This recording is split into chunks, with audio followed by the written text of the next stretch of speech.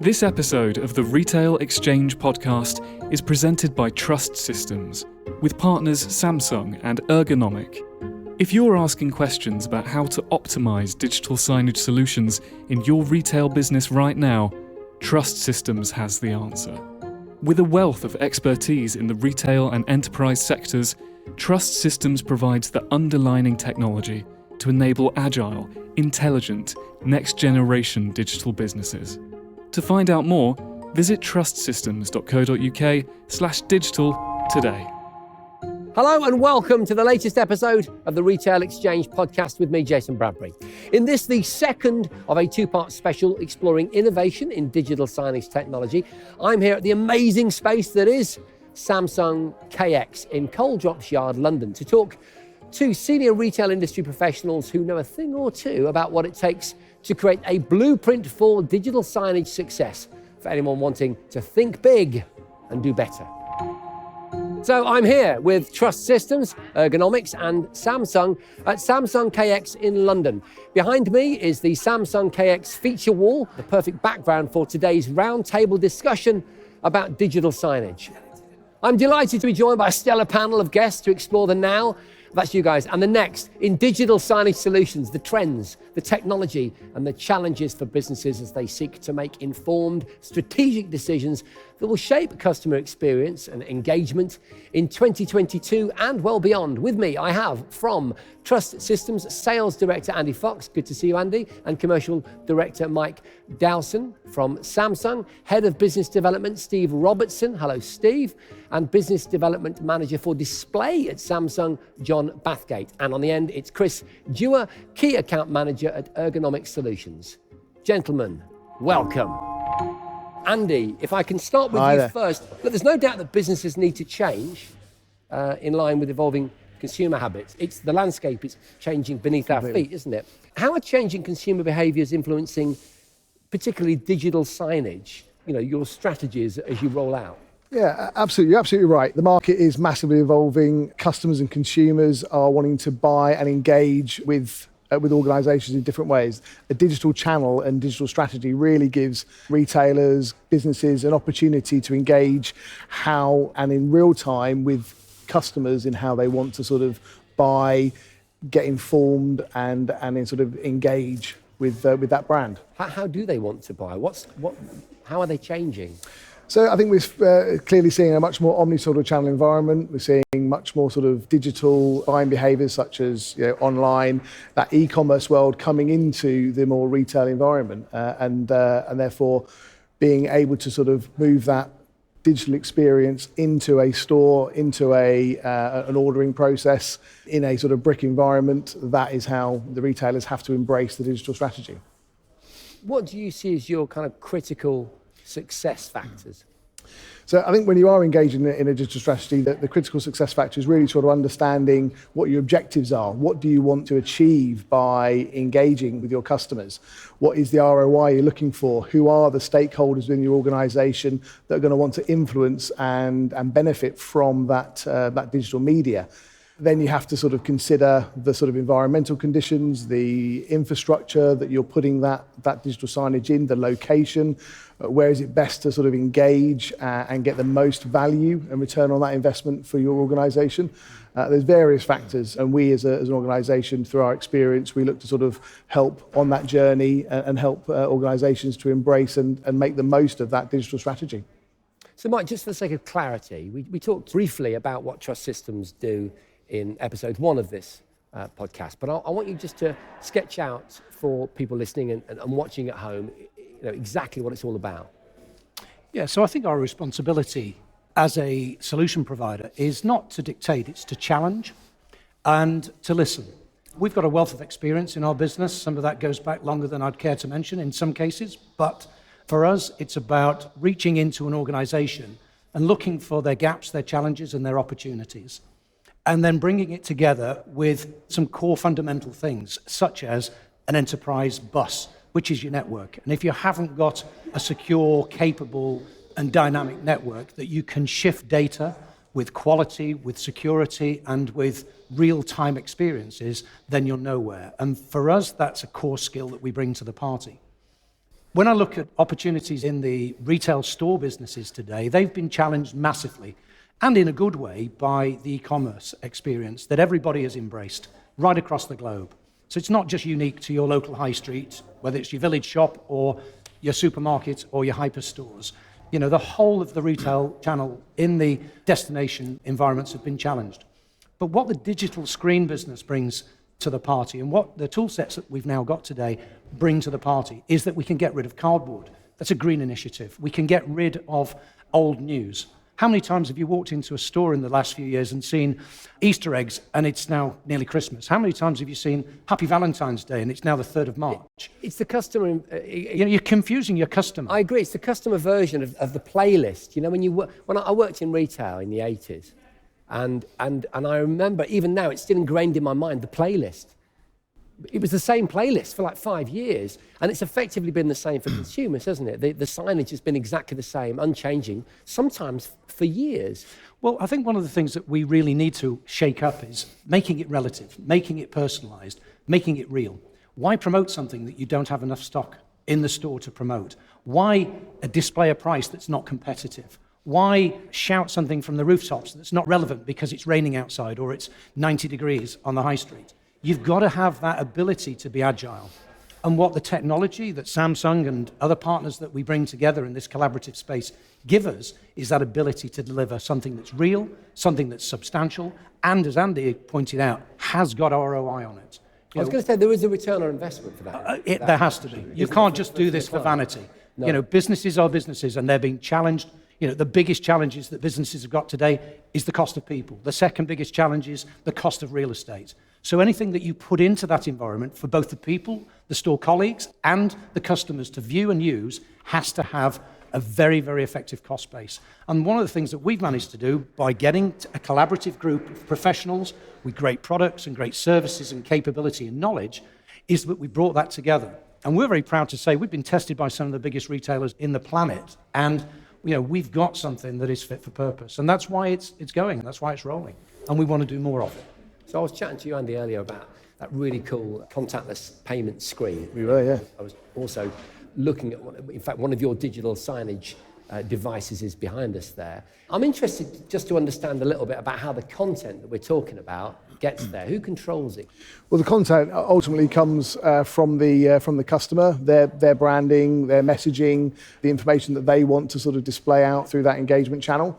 But ultimately, now with the use of the Samsung technology of Magic Info, we as Trust Systems can manage that content and the delivery of that content, that real-time dynamic content for our customers, enabling them to be really agile and be really responsive to give the right messaging across various different medias, whether that's the same messaging from a e-commerce site to a digital display, get a lot of that content and deliver it real-time across those multiple sort of digital channels. So that's one of the massive value adds of the Samsung Magic Info System on Chip solution, enabling it to be cloud managed and controlled to deliver the messaging to the right screen at the right time to engage that audience. And that's a big value that a managed service partner such as Trust Systems can really provide to a lot of our customers. And what are the customers doing, Mike? How are they innovating? So about 4 years ago, we sat down with the clients who wanted to take the challenge on, looked at the cost, or what the cost that they assumed and presumed or had been presented by others.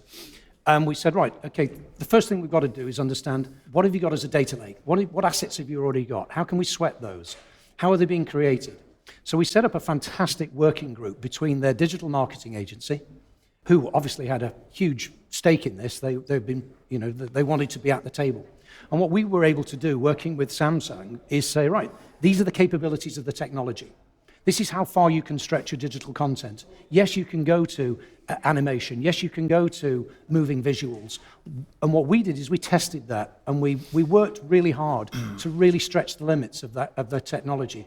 Don't just give me a small JPEG with a standard image that you think is going to be acceptable. Really go for it. Because the one thing that the clients and the customers want to see is that collaboration of what they see in the digital channel, that going back to that e-commerce experience, it has to be as good, if not better, in the real world. So when they walk in that store, it's got to resonate. It's got to be, wow, that's what I saw when I was browsing last night. Oh yeah, that's what I saw on the TV advert. You know, and there it is shining in front of me. Oh, and the message is relevant. actually, it's changed. It's new. Wow, there's something else out today. And that's where we're working with the digital marketing specialists to accelerate that data in real time to the consumers. This is a bit off topic, but I'm interested. As a dad, I'm a dad. you must have noticed, as I have, that the way that the generation coming up behind us experience digital content is so much more energetic than it was, when you and I first started interacting with, digital signage or information in store and so on and so forth. How is your system rising to that challenge? What I mean specifically is the amount of content, the speed of the content. Is this something that you I think have a strategy for? Yeah, yes, we do. And actually, we're having to shape and adapt because more is demanding. It's really interesting. It's a bit like a fantastic beer. If you give it to one person, it gets consumed slowly and they're thinking about it. And then they tell somebody else. And the next minute, somebody drinks that twice as quick. And then your production line's got to get better. Right. And then they want it slightly colder. And somebody else wants it with a tweak and a change. We have a production line. And I talk about this digital triangle between client, I've got these products, I've got these activities, I've got these marketing initiatives. They're communicating back to their content creators. And then they're coming back to us as a collaboration group to deploy that for them. And what we're seeing is they trial it. So COVID was a fantastic test for the platform. I've got some Welsh-speaking stores. I've got to get some messages out because there's different rules going on in Wales that we've got in the UK. So I can't have one message for the whole country. Within hours, we were displaying new content. Within hours, not next day, sometime at the weekend. And then what was happening is that marketing team and that communications team were going, hey, hang on, we're onto something here. And then, good and bad happens in the world. An unfortunate situation arises where, HRH, Prince Philip passed. Within a very short space of time, a short 10-minute memorial for one client was put together. And we was able to have that moment of reflection on his day of his funeral and pass out something that was heartfelt, planned, but relevant. It was relevant. It wasn't something that was, sort of thrown together and hope it happens. And that, I think, shows the agility of the platform. After 10 minutes, we were back to business as usual. And what they're now doing is they're driving more and more challenges to us. I'm seeing an increase, a steady increase. Yeah, as they're and an accelerating to the flexibility. They're going, hey, hang on, yes, we can do this. We're a sales business, we're a managed service company. Obviously, we pitch the benefits. That's what we're doing here today. But sometimes people can't quite realize what they mean because they've got to get their toe in the water. And we're not asking somebody to swim the lake. We're asking somebody to paddle and then take a bathe. And that acceleration of thirst and demand for stretching the digital abilities of the platform are coming thick and fast. And that's an exciting thing for you, though. Oh, it's fantastic because at the moment, everything we've built, because we've got that technology layer, the infrastructure, we're managing the network, we're managing the quas of data input. One of the really great things that Samsung has allowed us to do for all the clients that are interested is we got away with plastic and copper. So we don't cable plastic and copper back to a switch to move data around. We're using wireless networks. Now, system on chip technology is a lifeblood for innovation because all of a sudden, in a big deployment, you're taking hundreds and possibly millions of pounds out of a deployment. You're not filling up switch ports and putting demand on other enterprise environments. And that, for us, starts driving ROI, it starts driving quick time to market, it gets deployments done quicker and easier. So it just simplifies what digital technology should be all about, and that is getting something out there now. I love it. And this is data-driven, right? You're not just doing this blue sky thinking. You have hard data that drives the decisions you make. Absolutely, yeah. And the biggest challenge is we are working with partners, our customers, our retail clients, who are constantly challenged to drive cost down in the business. So we can't just come up with something that says, hey, look at this, it's fantastic, but it's a gazillion pounds, and they'll just empty their pockets. That's never going to happen. You've got to start driving a whole host of supply chain solutions. It's not just about the technology. During COVID, we are being hit constantly by, there's a silicon shortage. So how do we manage supply chain? How do we keep up with the demand and the thirst for digital? Ergonomic are taking forward prices on steel and glass to enable us to build bulletproof enclosures that are fit for purpose, for safe. Work even when a car comes through the front of the Absolutely. shop. Something I was introduced to. That's a real thing that happened, right? Well, I have to say we were talking more about children standing on benches and shaking them and possibly dropping them on them. Yeah. But cars entering the store at speed wasn't part of the sign-off process. The design brief. But there you go. I mean, thankfully, we built them to such a high level that probably saved lives that day. And, if anybody wants to look out there on the social channels, you'll find it. Yeah, that video is out there somewhere. Andy, what are the merits of content management? The management of content management, I'm going to extend that to the merits of cloud content management, I think is the really important piece, is about controlling that at a sort of central global level with the ability then to deliver that content to the right screen at the right time. And not only just about delivering it, but it's about reporting on it. It's about reporting in terms of what's played, in terms of making sure that the content that you think you're delivering out there and your customers are engaging with is actually sort of being received. So giving retailers the ability to have different messaging managed and delivered to different screens, whether it's regional, as Mike was saying earlier about delivering content in a particular country or a particular region. Cloud managed content gives you that ability to sort of really be very targeted and very direct with the messaging to particular areas. It's about agility, isn't it? Absolutely. You can respond, not over time. You can respond, as you say, instantly to, say, weather.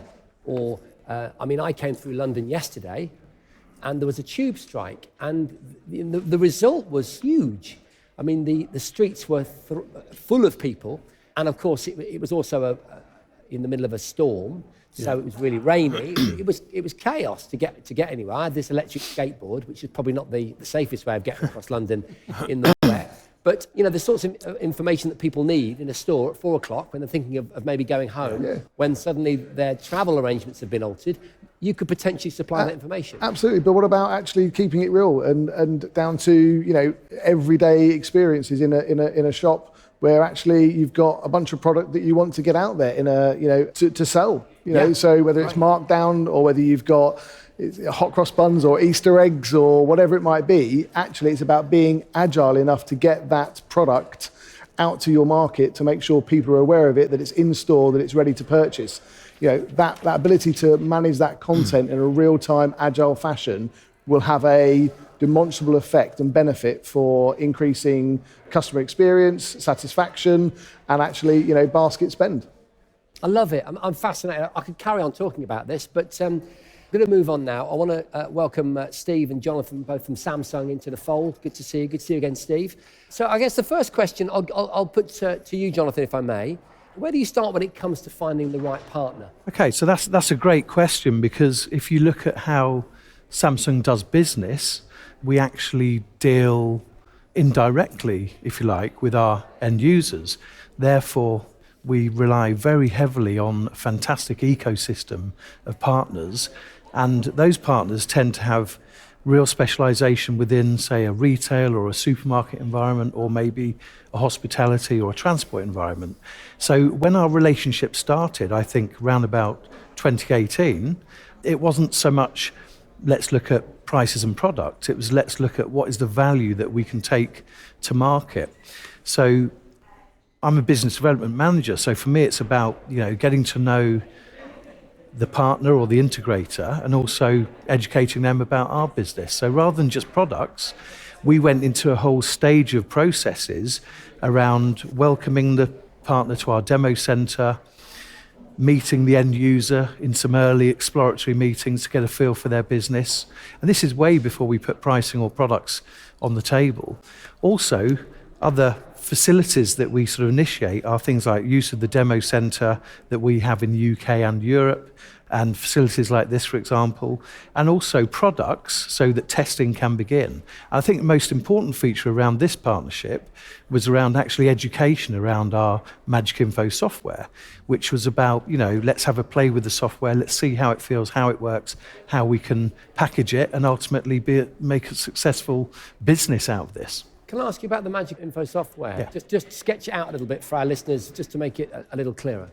So Along with display products like Samsung products, we have our own system, which is the software content management system called Magic Info. That's our brand of software. So when we find an opportunity, we can either sell hardware, but hopefully hardware and software, because it's a much more solution spread opportunity. So Magic Info basically takes the information that Andy described earlier, which is the content that the customer creates through their creative agencies, and gives the system integrator or the partner the ability to schedule the information, put the information on screen at the time they want, advertise special promotional products at the price that they think will be successful, and also other important aspects like prove that they've played a certain number of times a day or month so that you can back it up to the business. And that's where the clever things comes in, the scheduling, the content. It's all about, our hardware effectively is the platform for that clever software and content to play. It's a match made in heaven, isn't it? Absolutely. We saw it as a game changer. Yeah. I mean, we really did, because it does not only the CMS scheduling and content management piece, but you can also manage all the environmental and security aspects of the hardware when it's out there. So if you put something into Dundee, or you put it into Belfast, or you put it into Cork, or you can stick it over in Amsterdam, you've got to know that somebody isn't putting other content on there. They're not invading your space, that temperatures are right, that the screen is turned on, that it's displaying the right thing. So the CMS solution and that ability to have one view of everything in a cloud-based environment was absolutely key for us. And it's, it really was a marriage made in heaven. This episode of the Retail Exchange podcast is presented by Trust Systems, with partners Samsung and Ergonomic. With a wealth of expertise in the retail and enterprise sectors, Trust Systems designs, deploys, and manages integrated network and digital solutions. Underlining technology that enables agile, intelligent, next-generation digital businesses. Our managed digital signage solutions are just one example of how Trust not only provides the what, but also the how, bringing the necessary elements together to ensure your technology deployment goes above and beyond. If you're asking questions about how to optimize digital signage solutions in your retail business right now, Trust Systems has the answer. Visit trustsystems.co.uk/digital today to learn more. That's trustsystems.co.uk/digital. Steve, what are the problems about integrating all of this technology? I guess the integration part, and there was another part, in fact, that all three of the chaps have just spoken to now. It's that upgrade path, isn't it? What does that upgrade path look like? What are they trying to achieve? Are they going from simply something like a paper or cardboard-based in-store experience to something that's digital, or are they trying to maintain some continuity between their web presence and their now in-store presence? That's a massive challenge, actually, and one we spoke about earlier. We did. We talked about it in the context of colour. Yeah. About how the corporate blue or green or whatever it is in some print material looks very, very different on a RGB screen, doesn't it? Yeah, quite right. And then so that's when the technology within the screen can help deliver that Pantone match or the RGBs as we spoke about. And then the integration really does come from the partnership piece that John's really referring to, which is where we need to partner with the likes of with Trust to deliver it. That brings the whole system and I guess the vision that the customer has to life as well, right? So we can then integrate the software, our technology, and also a lot of the analytics that Trust System develops. What Samsung has always got right. I mean, I'm a fan of other brands. I'll just put that out there. Yeah. But I have to admit that I have several Samsung products, and I'm aware of your kind of design ethos. There's a real lifestyle feel to what you do. This KX space that we're in today is a really great example of that. I'm interested to know, though, about when you're putting digital signage into retail environments, you want it to serve an informative purpose, don't you? You want to get the message out there, but you also want it to be a bit artistic, a bit aspirational. Is that difficult? I think it's effectively part of the Samsung sort of family of products, if you like, in the way that we work. So, we represent one particular part of the Samsung family, which is display, but we have very close links with the mobile world, domestic appliances, mobile. You can see all that around here as well, all the individual facets. It's almost like it's full of art here, isn't it? And I think what that gives us as well is, we talked about the end-to-end solution. It gives us the ability to work with other parts of the organisation.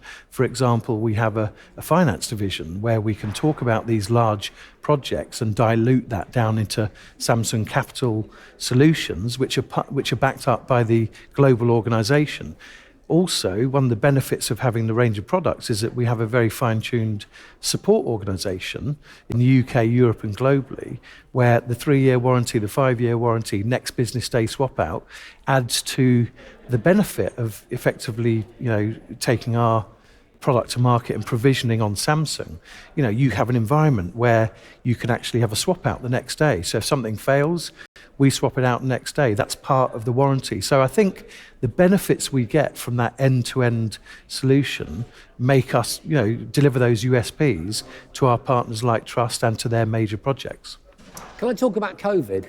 It was a game changer in so many respects, but, particularly for what you're doing in terms of the messaging that was required almost overnight. What lessons do you draw from that? Yeah, well, I think actually that further enhances the need for, as John mentioned, Magic Info with content management system, being able to deliver that consistency of message. It's, not just for staff, but also for customers wanting a safe and secure environment as well. So again, Magic Info allows you to deliver that in a very timely and deliberate manner. Yeah, look, I think Samsung, like many other consumer electronics companies out there, experienced the delays and shortages as well, but everyone's been able to pivot in some way, shape or form, isn't it? We spoke as well earlier about the emergence of those native players within the digital world that are now starting to make more of or want more of a footprint in the traditional bricks and mortar. So they can obviously see that opportunity. We've seen that massive surge in streaming.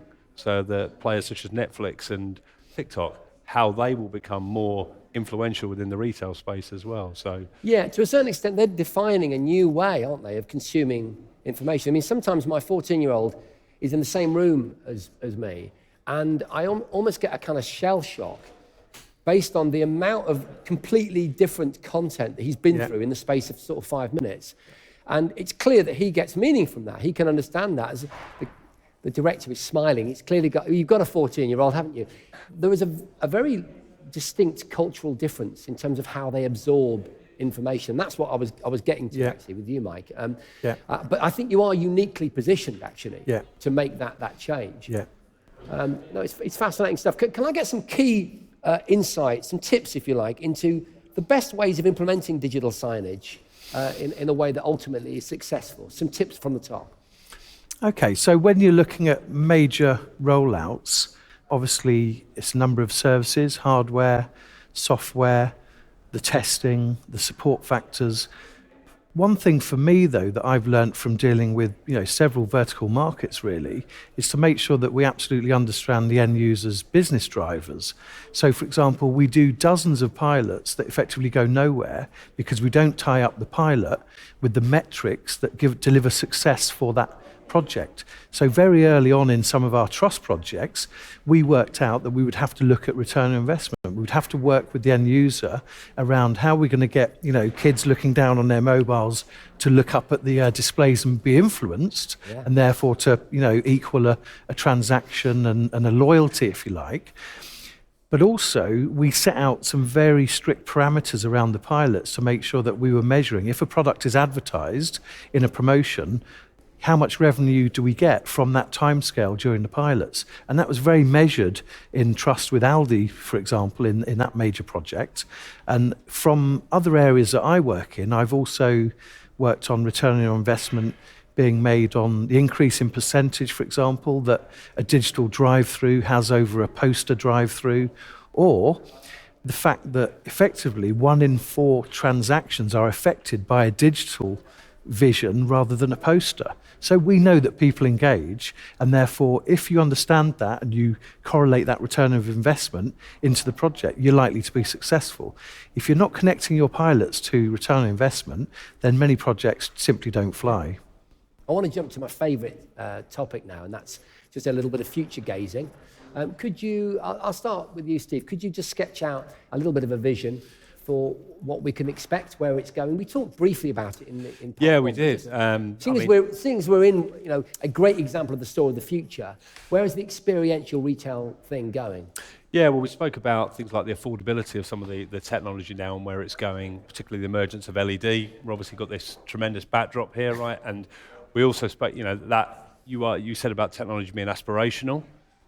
That should be aspirational, but equally it should be attainable, shouldn't it? For if it's not the tier one and major brands, and then you have got some of these other pop-up stores that are starting to emerge. As I mentioned before, you've got those where they're native to the digital world and they're starting to proliferate now into to shopping centres in more of a pop-up variety, but they are now investing in bricks and mortar. How do they deliver something like this? And actually, you would think they're ideally positioned to make sure that their digital and in-store experience is really on point. We spoke about things like augmented reality and VR, and how that could potentially start to drip feed into the in-store experience. Buying habits as well, and what are the drivers for? You spoke about your son, right? And what motivates him and his buying journey compared to what the bulk of this panel's buying journey would look like, are going to be entirely different. So that goes back to what we're talking about, the relevance of content, isn't it? How do we trigger that buying behaviour? How do we provide a connected experience as well when they're inside? And I know Andrew mentioned about omni-channel.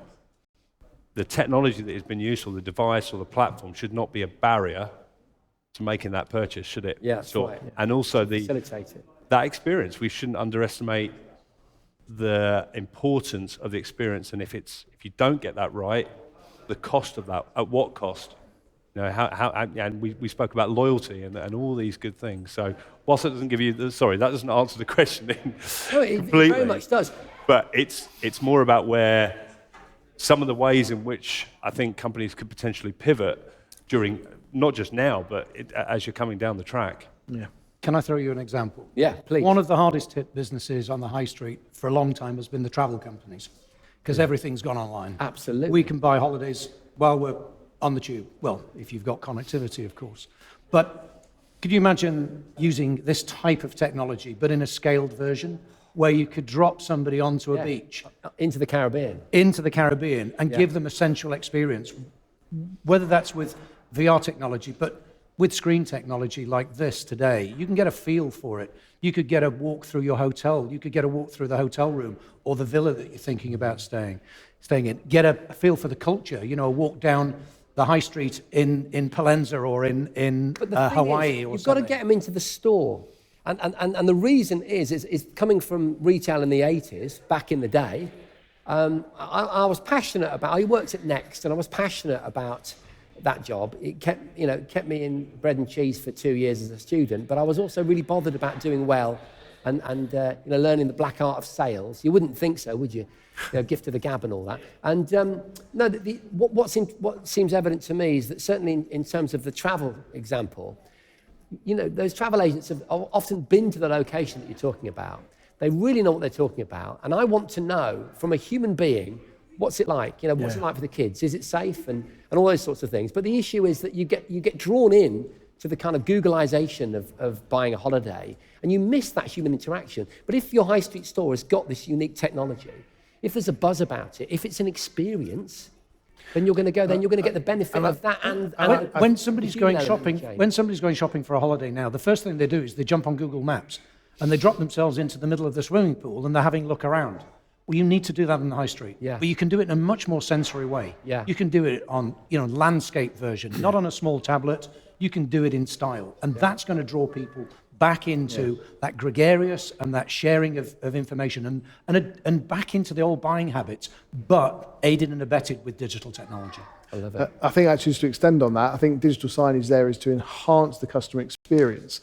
When we were talking earlier about the self-checkout example of digitization, in a store or hospitality environment, what you're enabling that operational part of the business to do is actually release staff from behind a till. It is. And actually put it's staff. Not anti-staff.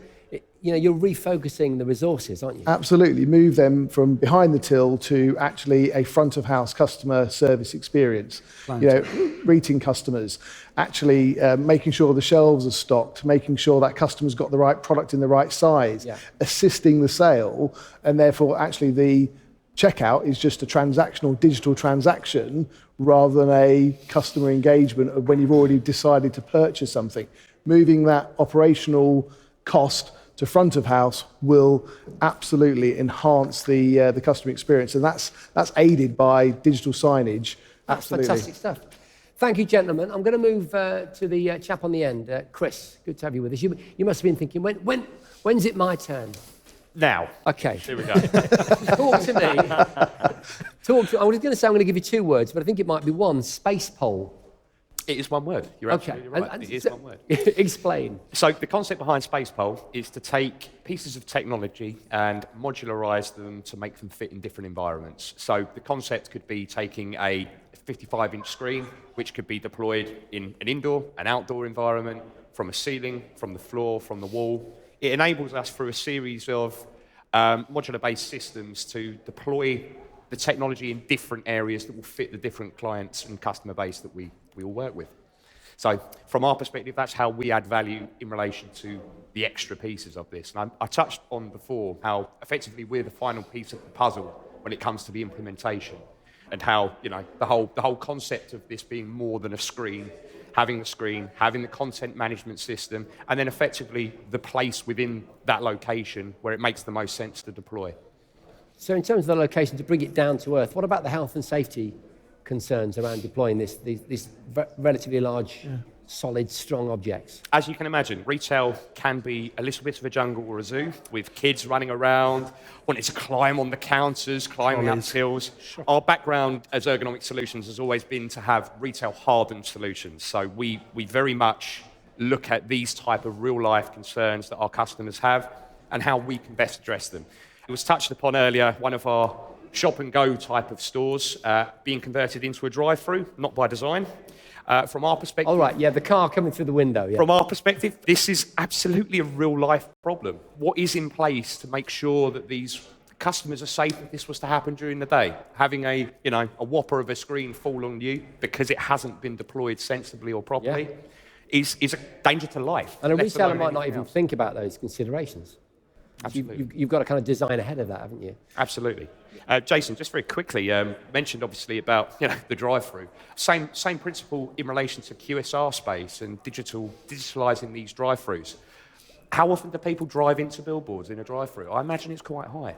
So having that retail-hardened ability or retail-hardened technology in your estate really does add the extra value and future-proof your solution. Okay, so retail hardened, which is my new couplet, by the way. I'm going to try and use that in other areas of my life. Yeah. But the issue you've got there is it's still got to be aesthetic, hasn't it? It's still got to work within the form of, and very precise branding of a retail environment. What challenges do you have there? What examples do you have where you've done a particularly good job of integrating these retail-hardened structures I don't know. seamlessly? No idea. I mean, from the perspective of, I've touched very quickly on the brand. As we move, and you asked this earlier around what does the store of the future look like? Today, we still have belted checkouts in stores, particularly in Tier 1 supermarkets. We are seeing more and more of those belted checkouts be removed from the supermarkets and be replaced by self-service devices. Going forward, those self-service devices will be removed from the equation, and it will all be done on your phone. And we're seeing major players in the retail space start to deploy. Well, they're all nodding to that. That's really interesting to me. I do love this idea of a kind of image recognition camera system, being aware that I've picked up a particular device or my phone scanning the device. What's the time frame for that? Sorry to stop you in mid-flow. We'll come back to it. But what are we talking? When are we going to see that implemented in a way that most people will have had 1 or 2 shops within their local area? So at the moment today, it's here now. Yeah, it's here now, absolutely. And we're seeing, certainly in the UK, I believe at least 6 of the major supermarket chains are now certainly piloting or already deploying this type of technology. Predominantly at this moment in time, it is around, we touched on this point earlier, the convenience of being in a city centre. So it's the people in a rush who are out on their lunch break, who need that sandwich quickly to get back to the office. It's that type of environment which we're seeing evolve first. And with the removal of things like point of sale, checkouts, belted checkouts, all the floor space that is freed up to these retailers to enable them to push more products out into the market. And also, they're going to need more ways to interact with their customers now that there isn't necessarily that physical people-to-people interaction in a store. So this is where digital really adds credence to the retail shopping experience. Yeah.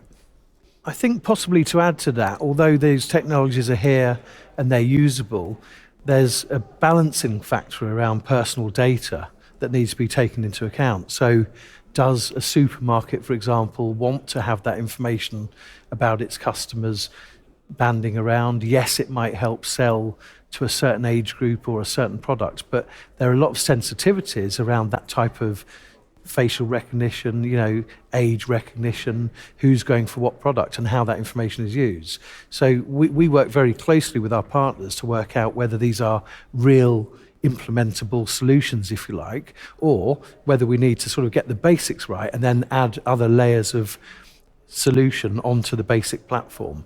So you've got to take into account the sensitivity, I think, around personal data there. I was going to say that I'm inspired, but I'm also aware of the concerns that consumers have. Yeah, I think our job as managed service providers in this space is to collaborate with people who can desensitize that data, so make it agnostic, make it anonymous. Everything that we're doing in that space is all about that data propagation, and that data creation has to be managed in a very solid fashion. Obviously, everybody's aware these days of those lovely GDPR rules and regulations that have been brought about for very, very good reason. And I think once you go into the sight and sound elements of GDPR, where it's not just a few words on a database about who I am, how old I am, what generation I belong to. Once you're looking at facial and sound data, that again has to have this layer of security, it has to have the layer of trust. And I know that sounds a little bit of a play on words for us, but that's what we're about. It's about taking that very sensitive, very private data and putting it into environments that you can't abuse it, that you can't access it, either at all or unnecessarily. About 6 years ago, we put together a solution of that ilk that now has millions of public records in it. Only once in that time have we ever been asked to access that data. And I didn't, as the owner of the business, I didn't even have access to it. And we had to go through so many protocols to detune the data to get back to something that was actually usable. And that was actually for a security question that came from the government. They wanted to know about who was where at a particular time for it was a terrorist threat. But that wasn't just something, oh yes, I'll spin up a disk and I'll show you the face. That was an incredibly complex way of unraveling anomalized data to get back to the core. So that's the sort of things that we have to be able to demonstrate and to show and to prove that we are not going to exploit people's data unnecessarily. I guess it's what happens with that data as well. Once it has now been sort of put into a meaningful way, I think we're all more accepting. I think it's just a given that in some way, shape or form, our data is being used in whatever way it might be, but does it drive different behaviours from our retailers, for example, how they engage with us as individual customers, with different demographics and everything else. So, and again, I think that leans into the system, obviously, that you've developed, right, where you can be that much more targeted and pinpoint. Well, I mean, there's a demand from customers. I actually want to walk in the store and be recognised. Yeah. If I'm going to go and buy some wine, I want the owner of that shop to know I'm in the store, and I want him to be promoting the hell out of me. I want him to be welcoming me. I want him to say, look, you bought this last time, Mike, and if you buy an extra bottle, I'll do this for you. I want to be promoted to. I want to be sold to. Now, I don't want that information sharing with everybody outside of that environment, but I want to go in and I want to be treated in a particular way. Store colleagues don't have necessarily all the time in the world to share with everybody at every pinpoint time of their shopping experience. And digital is the only way in which you're going to get an immersive and positive and actually something that you can execute on. So, have I got it in stock? Yes. Right. Promote. Who's in? Is it the right demographic? Does he? Don't promote, a Malbec to me if I'm a Pinot Noir buyer. It's that sort of thing. It's relevance, because otherwise I'll go, why are you promoting me something I've never drunk? Through the playlist suggestions that just aren't relevant. No, correct. And it gets you turn off to it. Great stuff. Well, thank you very much, gentlemen. Fascinating stuff. Be sure to tune in to part 1 of this 2-part special from the Retail Exchange podcast on the future of digital signage. And if you want to hear even more about Samsung KX, check out the interview series for my exclusive interview with Samsung KX Director of Showcase, Tanya Weller. You can find all of our podcast episodes at theretailexchange.co.uk or on your favourite podcast app. Until next time, I've been Jason Bradbury from Samsung KX here in London. Thanks for listening. This episode of the Retail Exchange podcast was presented by Trust Systems, with partners Samsung and Ergonomic. If you're asking questions about how to optimize digital signage solutions, Trust Systems has the answer. Specialists in managed integrated network and digital solutions, Trust Systems provides the underlying technology to enable agile, intelligent, next-generation digital businesses. Visit trustsystems.co.uk/digital today to learn more.